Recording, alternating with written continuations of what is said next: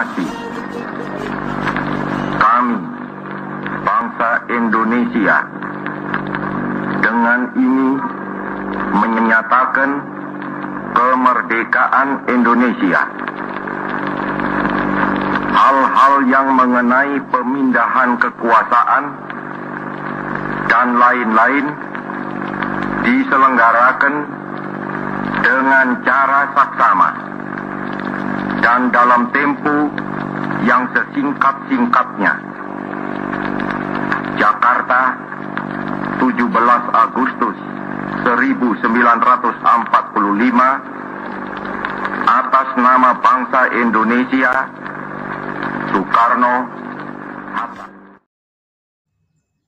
Pengumuman kemerdekaan pada suatu negara merupakan impian yang dimiliki oleh setiap negara, terutama bagi negara dan bangsa yang sudah lama dijajah.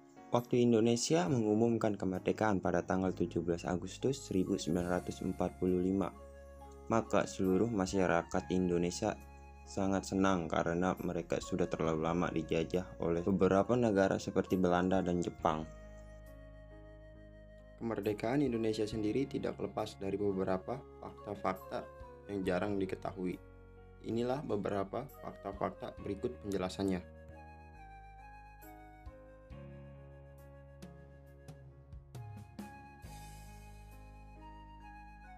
Perwira Jepang yang bernama Laksamana Muda Maeda sangat berperan penting dalam kemerdekaan Indonesia, yang kediamannya dijadikan tempat penyusunan naskah teks proklamasi yang sekarang berlokasi di Jalan Imam Bonjol nomor 1 Menteng, Jakarta Pusat.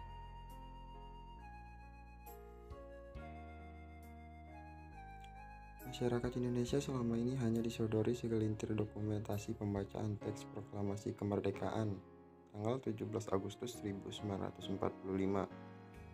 Namun diduga ada dokumentasi lain yang masih tercecer.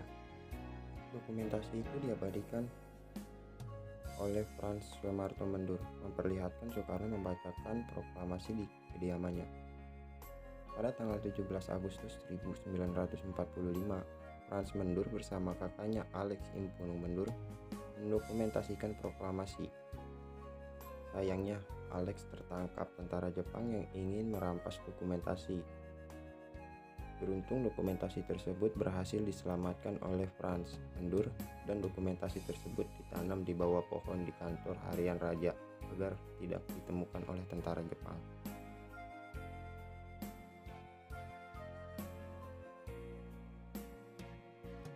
Soekarno tidak pernah menyimpan naskah asli teks proklamasi kemerdekaan Indonesia yang ditulis olehnya bersama Bung Hatta.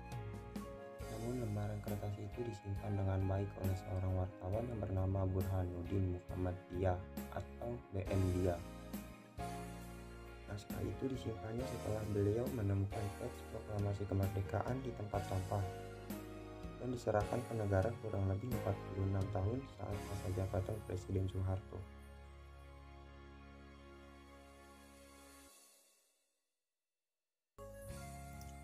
Selain Soekarno dan Muhammad Hatta, ada beberapa sahabat lain yang turut ikut serta berperan penting dalam penyusunan teks proklamasi, yaitu Ahmad Soebarjo, Sayuti Malik, dan Soekarni. Ketika Muhammad Hatta mengusulkan agar semua ikut menandatangani teks proklamasi tersebut, ternyata usulan itu ditolak oleh Soekarni. Jadilah hanya Soekarno dan Bung Hatta yang menandatangani teks proklamasi tersebut.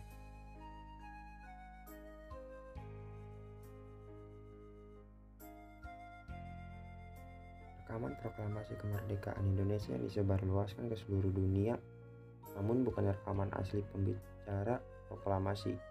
Rekaman asli direkam ulang oleh Radio Republik Indonesia atau RRI Jakarta oleh Soekarno tahun 1951. Namun penyebaran berita kemerdekaan dilakukan sembunyi-sembunyi melalui perangkat milik kantor berita Domei oleh Adam Malik.